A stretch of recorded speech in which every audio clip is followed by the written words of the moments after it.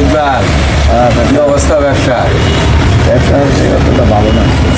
তেলের দাম বাইরে যাওয়া মানে বর্তমানে যে হারে যুদ্ধ চলতে আছে, তেলের দাম বাইরে গেছে। এই যে এখন প্রত্যেকটা মালের দাম বেড়ে গেছে, প্রত্যেকটা সামানের দাম বাড়ছে।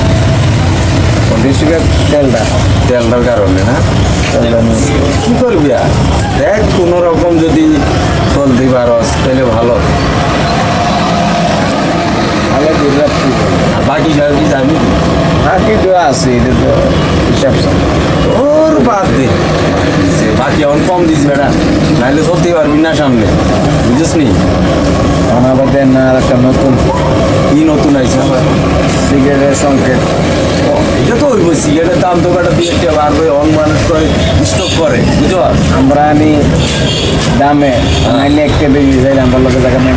ঠিক ও আচ্ছা, বড় দোকানের হিসাব কি ছোটো দোকানে চলে? চলে না। আমরা তো আর পাইকারি হোলসেল দোকানদার না, আমরা মানুষ এটা কিনে আনতে হয় বড় দোকান থেকে।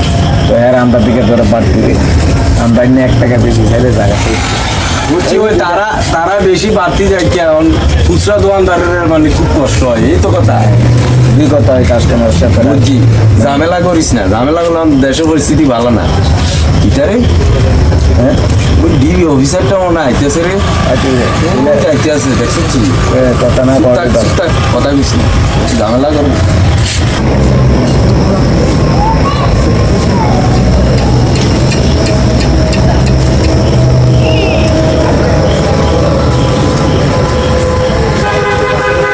খবর ইকবাল? আসি ভালো। কি অবস্থা কি তোমার? এই শুনো, তোমাদের এই এলাকায় বলে চিন্তা টিনটা হয়, ঘটনা কি তুমি জানো কিছু? আসলে আমি অত হ্যাঁ, শুনছো কিছু? কিছু ও আচ্ছা।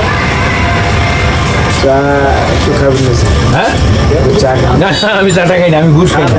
হ্যাঁ না, আমি ঘুষ খাই না, ঘুষ খাই না। বলো, আমার খোঁজ পাইলে আমার জানাইবে এখানে, ঠিক আছে?